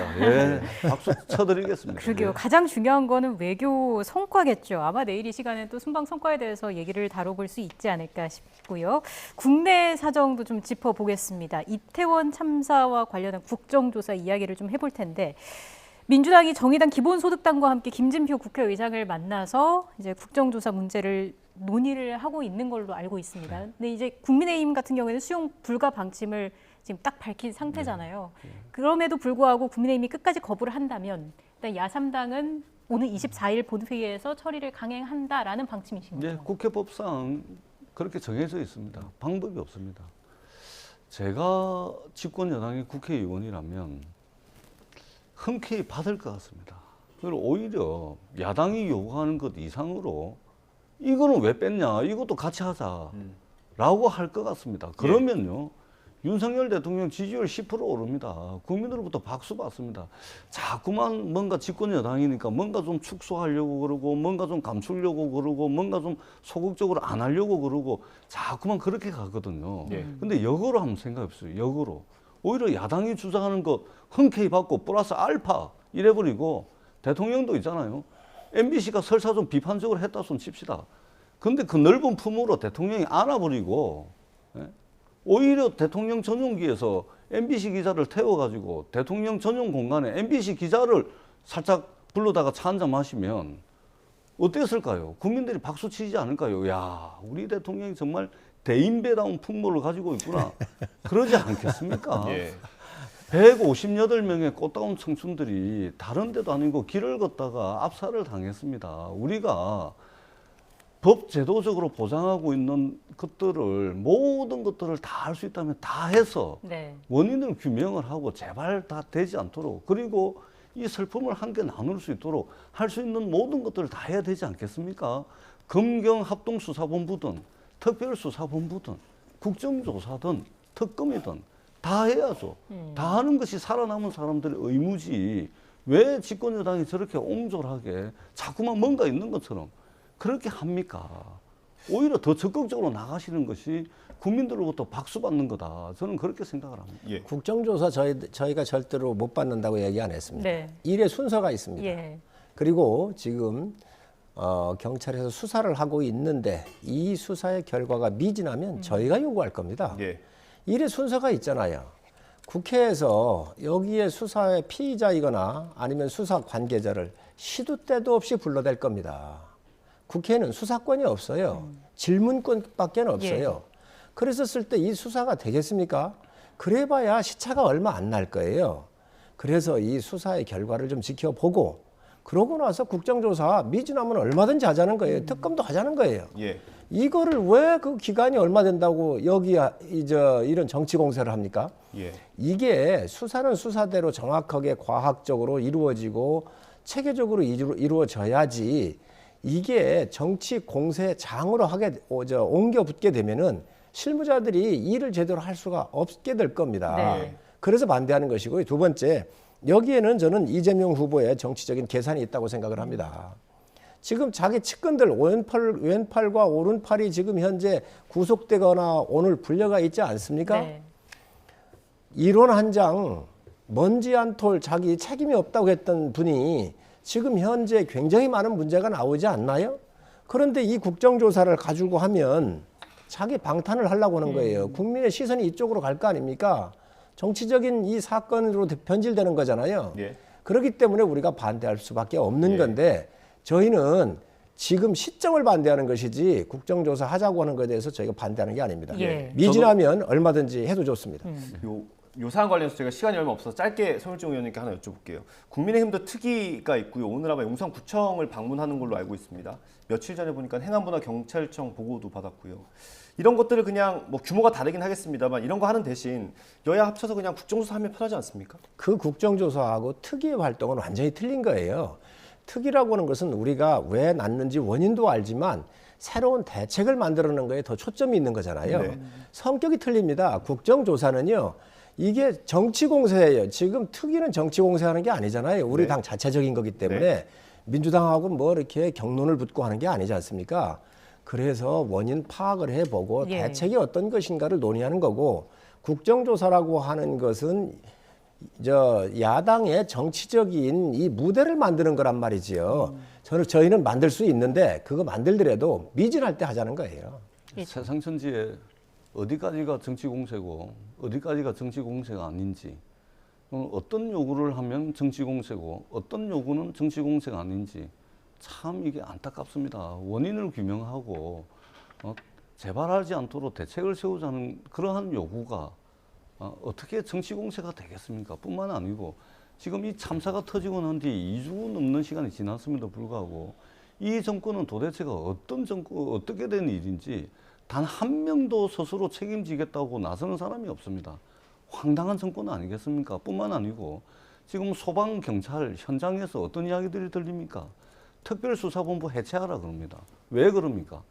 현장에서 쎄 빠지게 고생했던 경찰, 소방 이 사람들만 불러들이고 이 사람들만 압수수색 해가지고 이 사람들 죽게 만들고 그 위에 있던 고관 대작들, 장관, 총리 이런 사람들은 책임 하나도 안 지고 이러니까 현장에 있는 소방관들과 현장에 있는 고생했던 경찰관들이 특별수사본부 해체하라는 이야기 나오는 거 아닙니까? 이것이 바로 국정조사를 할 수밖에 없는 겁니다. 그리고 수사가 끝나고 나면 기소가 되지 않습니까? 네. 기소된 사람들 나 재판받고 있기 때문에 국정조사 나와서 단 한마디도 진술 못합니다. 이렇게 되는 겁니다. 동시다발적으로 진행이 돼야 된다. 이 말씀을 시간이 다 돼서 제가 짧게 좀 드리도록 하겠습니다. 시간 조절까지 해주셨습니다. 감사합니다. 앞서 책임지는 이야기를 해주셨는데 이상민 행안부 장관의 거취를 둘러싼 내용을 두고도 여야는 물론이고요. 여당 내부에서도 의견이 갈리고 있습니다. 어제 국회 예결특위에서 이 장관을 둘러싼 여야 난타전이 좀 있었는데요. 관련 영상 잠깐 보고 돌아오겠습니다. 법적인 책임을 어떻게든 회피하고자 발악을 하고 있습니다. 가장 높은 자리에서 가장 큰 책임을 져야 할 고위공직자는 나 혼자 좀 살아보고자 추태를 부리고 있습니다. 부끄러운 줄 아셔야 돼요. 의원님 의견에 전혀 동의할 수 없습니다. 국무위원에 대한 존중은 고사하고 인간에 대한 존엄성마저 침해하는 게 아닌가. 위원장께서는 징계 요구를 해주시기를 바랍니다. 저의 발언으로 예결위 진행에 차질이 빚어진 데 대해 유감스럽게 생각합니다. 지금 민주당 내부에서는 해임 건의안까지 좀 시사가 되는 모습인 것 같더라고요. 어떻습니까? 국민들의 요구입니다. 예. 제가 누누이 말씀을 드리지만 이게 가능한 일이 아니지 않습니까? 어떻게 길거리에서 이런 일이 생깁니까? 가능한 일입니까? 가능하지 않은 일입니다. 그리고 이 슬픔이 우리가 감당하기 어려운 슬픔입니다. 집권 여당이 뭡니까? 국민으로부터 위임받은 권력을 행사를 했는데 제대로 대비책 세우지 않았습니다. 참사 당일날 제대로 대응하지 못했습니다. 그래놓고 현장에 고생했던 사람들 압수수색하고 불러들이고 이래가지고 지금 그 희생양 삼아가지고 수사하고 있는 겁니다. 대통령도 나서가지고 경찰 책임으로 몰아가고 있는 겁니다. 그 위에서 대접받고 했던 고관 대작들은 지금 행안부 압수수색 합니까? 경찰청 압수수색 합니까? 서울경찰청 합니까? 안 하지 않습니까? 그러기 때문에 저는 참 이 정권이 적어도 국민을 대하는 자세, 희생자와 돌아가신 희생자와 남아있는 유가족들을 대하는 자세와 태도가 정말로 제가 지난번에도 말씀드렸지만 간장종지만 하다 정말 이 아픔의 10분지 1만이라도 국정 운영에 꼭 좀 반영해 주십사. 그리고 10분지 1만이라도 고관 대작들, 장관, 총리, 경찰청장 이런 사람들의 10분지 1만이라도 책임지는 자세를 보여주십사 하는 그런 강력한 말씀을 좀 드리도록 하겠습니다. 네. 민주당이 공격을 하는 거 보면 다 정서적으로 이렇게 포장을 해서 해요. 그런데 우리가 이런 문제가 일어날 때는 사실관계를 정확하게 들어가서 원인을 분석하고 대책을 세워야 합니다. 지금 책임지는 거 맞습니다. 고위직에 있든 하급이든. 그런데 이 책임이 두 가지가 있잖아요. 정치적인 책임이 있고 실효적 책임이 있지 않습니까? 제가 현장을 가보니까 2, 3m밖에 안 돼, 이거 통로가. 그 앞으로 4차선에 이태원을 가로지르는 이 도로가 있어요. 그 세계 음식문화 축전할 땐 여기를 막았단 말이에요. 예. 왜 여기를 안 막았느냐는 거예요. 이런 막아야 되는 것은 현장에 있는 사람들의 목이고 당연히 부여되어 있는 의무인데 그런 판단을 못한 거 아닙니까? 그래서 이런 큰 사고가 난 거예요. 그런데 마치 왜 장관들은 이 압수수색을 안 하냐고 얘기하는데 이런 사실관계를 좀 명확히 했으면 좋겠다는 말씀을 제가 드리고 또 국회의원이라고 한다면 정치가 말로 하는 거잖아요. 품격이 좀 있었으면 좋겠습니다. 어떻게 장관한테 국민들이 보는 데에서 무엇을 바라겠다는 거지요? 참 굉장히 유감스럽습니다. 이 땡땡보다 낫지 않습니까? 국회의원이 얘기하다가 보면 여러 가지 얘기할 수 있죠. 그러나 그래도 그 실수가 이게 감정으로부터 나오는 건지 의도적인 건지 우리가 봐야 될 텐데 이런 발악한다, 추태를 부린다. 무슨 추태를 부렸다는 거지요? 이 정치적인 책임을 져야 되는 분들 일에 대한 선호 문제가 있어서 그렇습니다. 져야 될 때 질 테니까 너무 그렇게 국민들한테 이 감정적으로 뒤집어 쓰여가지고 이 책임의 부피를 키우는 거는 바람직하지 않다. 지금은 냉정하게 대처하고 그리고 이 사건을 잘 마무리하고 조사해서 또 이후에 이런 사태가 나지 않도록 우리가 준비하는 게 전 더 중요하다고 생각을 합니다. 알겠습니다. 웃기고 있네, 이 땡땡 이런 것보다는 낫지 않습니까? 오늘 왜 이렇게 전 의원님께서 이렇게 독하게 나오시는지 모르겠어요. 아니 좀 책임을 좀 지는 사람 단 한 명도 없다는 게 저는 책임을 야당 국회의원이 아니고 책임을 왜 안 지겠습니까? 지는데 그 책임을 다 지는데 그 책임이 시간이 있고 수수 후에 책임을 묻자는 거죠. 책임을 지시더라도요. 적기라는 게 있습니다. 우리가 적기. 저희 마무리할 준비 타이밍이라는 게 있습니다. 이미 늦었습니다. 이미 늦었고요. 시간 지나고 난 뒤에 사과하면 책임지면 그 진정성 있게 받아들여지기 어렵다라는 말씀을 다시 한번 드리도록 하겠습니다. 알겠습니다. 다음 주 이 시간에 다시 모셔서 또 치열한 토론을 기대해 보겠습니다. 두 분 말씀 여기까지 듣겠습니다. 송일종 국민의힘 정책위의장, 전재수 더불어민주당 의원과 함께했습니다. 고맙습니다. 네, 감사합니다.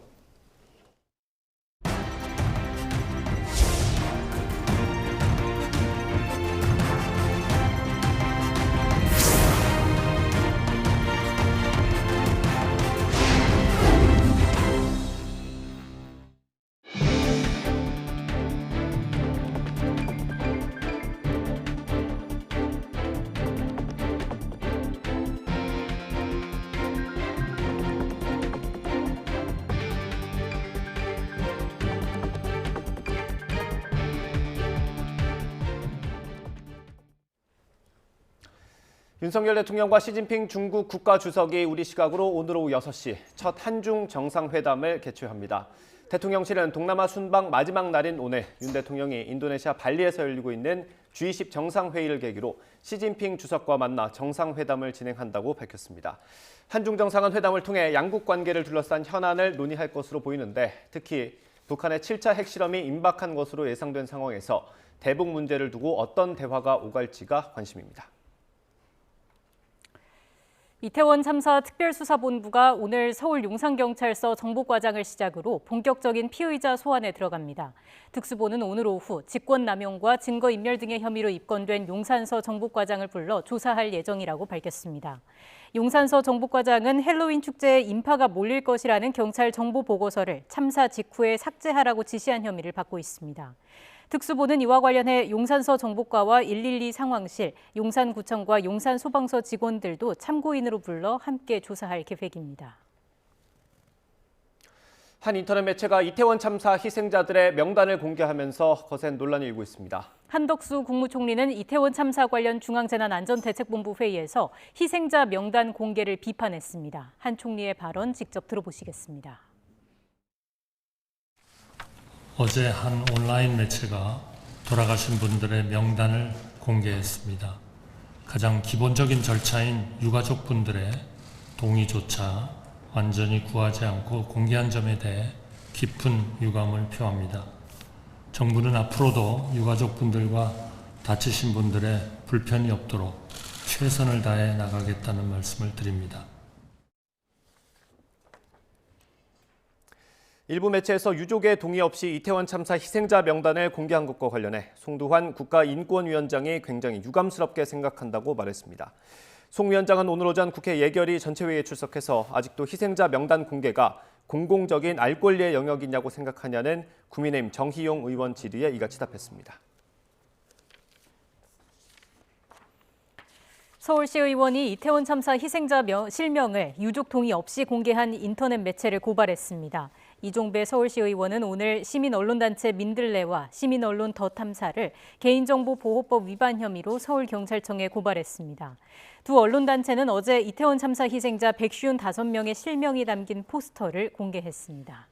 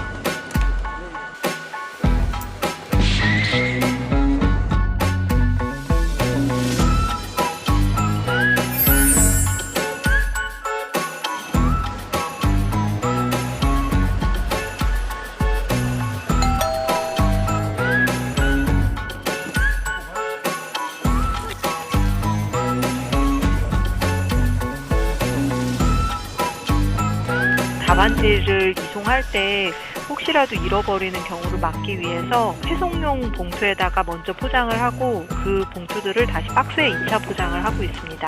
답안지를 회송하는 차량은 역시 마찬가지로 경찰 차량의 호의를 받아서 이동을 하기 때문에 답안지가 유실되거나 이런 경우는 없을 거라고 생각이 됩니다.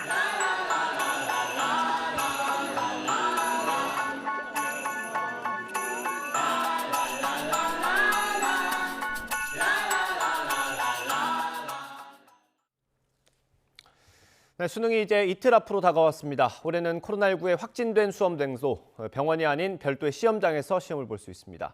수능 전에 주의할 점을 정리했습니다. 김연아 기자입니다. 벌써 세 번째 코로나19 유행 속 치러지는 수능입니다. 이번 수능에서도 시험장에선 마스크 착용 등 개인 방역을 준수해야 하고 입실 전 체온과 증상 확인 시간을 감안해 여유를 두고 시험장에 도착해야 합니다. 점심시간엔 시험장에서 받은 종이 칸막이를 책상에 직접 설치한 뒤 식사합니다.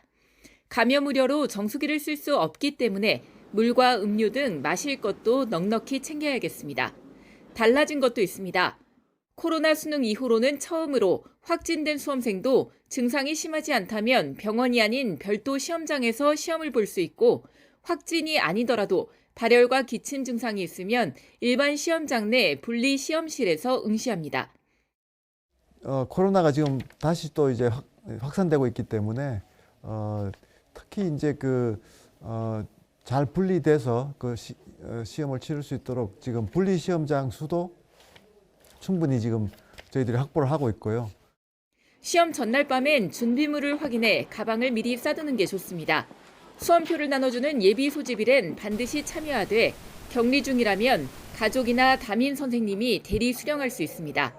전자기기는 절대 반입할 수 없는데 휴대전화나 블루투스 이어폰 등 가져온 게 있다면 1교시 전 감독관에게 제출해야 합니다. 또 전자시계는 금지돼 시침과 분침이 있는 아날로그 시계만 반입할 수 있다는 점도 기억해야 합니다.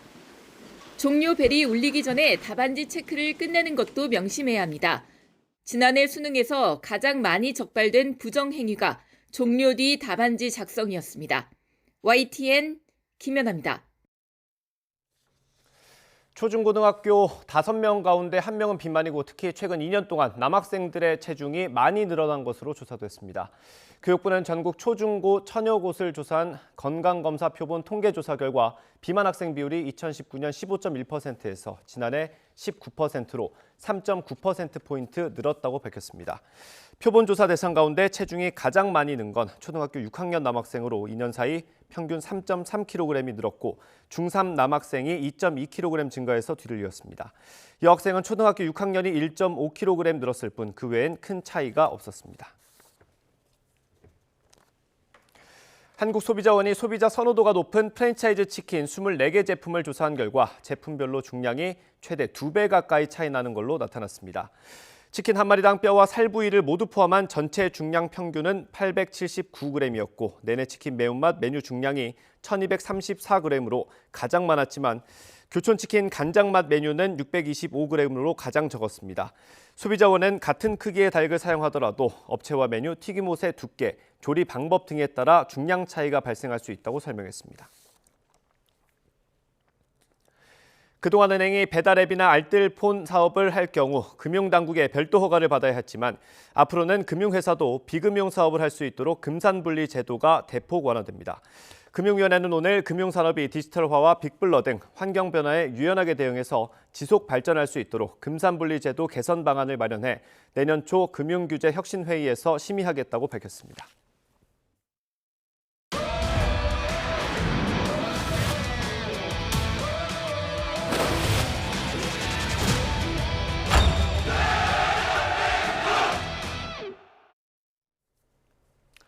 월드컵 16강 진출에 도전하는 축구대표팀이 카타르에 도착한 첫날부터 훈련을 소화했습니다. 유럽파들이 하나둘 팀에 합류하면서 본격적인 월드컵 준비에 돌입했습니다. 카타르 현지에서 허재원 기자가 보도합니다. 짙은 어둠이 깔리고 선선한 바람이 불어오는 카타르 도하 외곽의 알 에글라 훈련장. 월드컵 16강에 도전하는 축구대표팀 선수들이 밝은 표정으로 그라운드에 들어섭니다. 10시간의 긴 비행 끝에 도착한 지 12시간 만에 첫 훈련을 소화한 겁니다. 소속팀에서 긴 부진에 빠져있는 황의조는 일찌감치 카타르에 도착해 본격적인 월드컵 준비에 나섰습니다. 일단 남은 기간 부상 없이 아픈 데 없이 잘 준비한다면 최대한 100%로 맞출 수 있게 또 잘 준비를 하면 될 것 같습니다. 첫날 훈련에는 아직 현지에 도착하지 않은 유럽파와 가벼운 부상이 있는 황희찬을 제외한 21명이 참여했습니다. 극적으로 최종 명단에 이름을 올린 이강인은 더욱 강한 의지를 나타냈습니다. 꼭 오고 싶고 꼭 뛰어보고 싶었던 월드컵을 뛰는 수 있다는 기회가 생긴다는 거에 너무 행복했던 것 같습니다. 이틀째 훈련에는 김민재와 황인범, 이재성과 정우영까지 합류해 더욱 본격적인 전술 다지기에 돌입할 예정입니다. 주장 손흥민이 16일 새벽 카타르에 입성하면 우리 대표팀은 완전체를 이루게 됩니다. 이곳이 우리 대표팀의 월드컵 전초기지 역할을 할 베이스 캠프입니다. 훈련 첫날 모든 게 순조로운 가운데 월드컵 16강을 향한 힘찬 첫 발걸음을 내디뎠습니다. 카타르 도하에서 YTN 허정원입니다. 벤투호의 월드컵 조별리그 두 번째 상대인 가나 사령탑이 가나는 누구든 이길 수 있는 팀이라고 자국팀을 소개했습니다.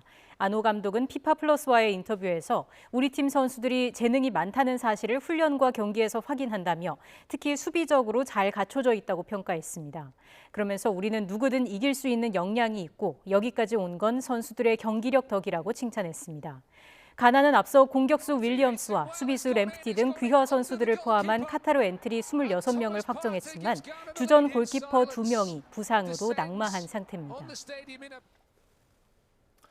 월드컵이 열리는 카타르 도하에는 손흥민 선수의 대형 사진이 걸렸습니다. 세계적인 선수들과 어깨를 나란히 하며 월드컵에서 주목받는 스타임을 입증했습니다. 김동민 기자입니다. 사상 처음으로 중동에서 열리는 월드컵이자 겨울에 열리는 카타르 월드컵. 월드컵 분위기는 도하 시내 곳곳에서 쉽게 느낄 수 있습니다. 대표팀 숙소가 있는 도하 중심가에는 손흥민 선수의 대형 사진이 내걸렸습니다. 브라질 공격수 네이마르, 폴란드의 레반도프스키 등 세계적인 선수들과 어깨를 나란히 한 것입니다. 카타르에 한국 교민들이 약 2,000명 정도 있고 손흥민 선수가 온다고 해서 저희 교민들이 많은 응원을 준비하고 있고 많은 기대에 부풀어 있습니다. 8개의 경기장에 전 세계 축구 팬들이 한꺼번에 모이는 까닭에 경기하는 날 교통 체증에 대한 우려는 큽니다. 카타르의 면적은 경기도와 서울 크기, 도하만 보면 서울 강남 3구 정도의 크기입니다. 때문에 카타르는 월드컵을 개최한 가장 작은 나라로도 기록됩니다. 2022 카타르 월드컵은 우리 시간으로 월요일 새벽 1시 개최국 카타르와 에콰도르의 경기로 시작됩니다. YTN 김동민입니다. 서울은 오후에 들어서며 하늘빛이 흐려지더니 산발적인 빗방울이 떨어지기 시작했습니다. 오늘 중서부 지방은 밤까지 가끔 비가 내릴 것으로 보여서 외출하실 때 작은 우산 하나 챙겨 다니시는 게 좋겠습니다. 비와 함께 바람도 다소 강하게 불며 낮 동안 공기가 무척 쌀쌀하겠는데요. 현재 서울 기온은 12.1도를 보이고 있고요. 체감 온도는 이보다 1에서 2도가량 낮습니다.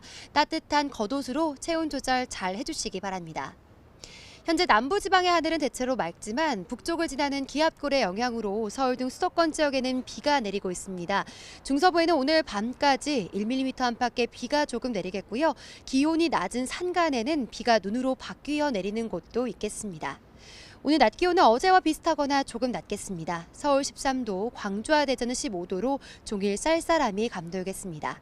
수능 예비 소집일인 수요일과 수능일인 목요일 모두 대체로 맑은 날씨에 입시 한파는 없겠습니다.